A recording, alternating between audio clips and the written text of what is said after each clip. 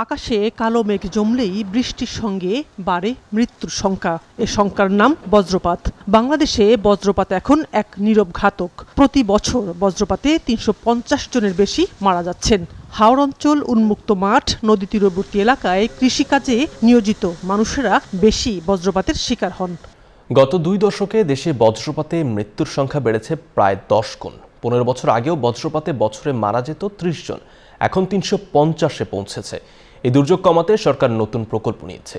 আওয়ামী সরকারের তালগাছ প্রকল্প বাতিল করে হাওর অঞ্চলের 15 জেলায় বসছে শেল্টার সেন্টার এবং সাইরেন মেশিন।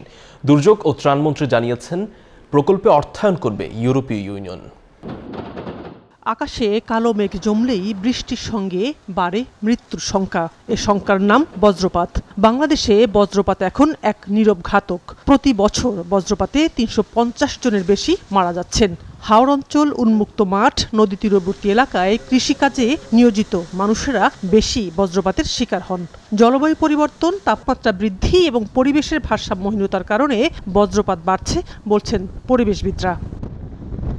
গত 11 জুন একদিনে দেশের 11 জেলায় বজ্রপাতে 18 জনের মৃত্যু হয়েছে। এর আগে 27 এপ্রিল একদিনে মারা গেছেন 14 জন। এখন বজ্রপাতের সময়কালও দীর্ঘ হচ্ছে। আগে মার্চ এপ্রিলকে বজ্রপাতের মৌসুম ধরা হতো, এখন সময়সীমা আগস্ট পর্যন্ত বেড়েছে। বজ্রপাতকে প্রাকৃতিক দুর্যোগ ধরে সরকারের উদ্যোগের কথা জানালেন দুর্যোগ ও ত্রাণমন্ত্রী। যে আমরা যদি হাওর অঞ্চলে এই শেল্টারগুলো করি তাহলে মাল্টিপারপাস ইউজ হবে। জেলেরা মাছ ধরতে যায়, তখন যদি একটা শেল্টার ওই ধরনের আকাশের ভিতরে যদি ওই ধরনের আভাস পাওয়া যায় যে বজ্রপাত হবে, তাহলে ওই শেল্টারের মধ্যে তারা আশ্রয় নিতে পারবে।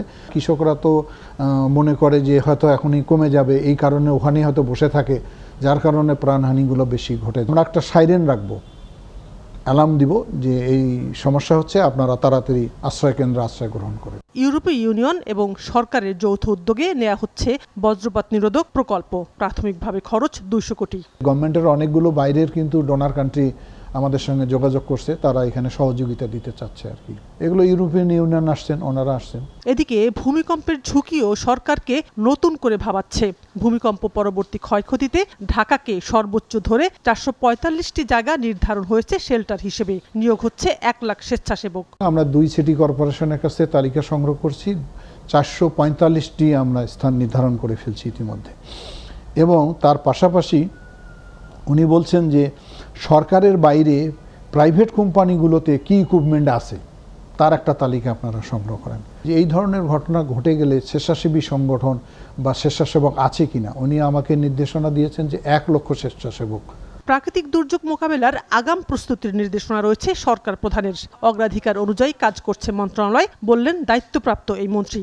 জাতীয়ভাবে টাস্ক ফোর্স গঠন করার জন্য হেডেড বাই প্রাইম মিনিস্টার, সে প্রস্তাবটা আমরা হয়তো ওনার আলোচনা আমরা নিয়ে যাব। শানাজি ইয়াসমিন, নিউজ 24, ঢাকা।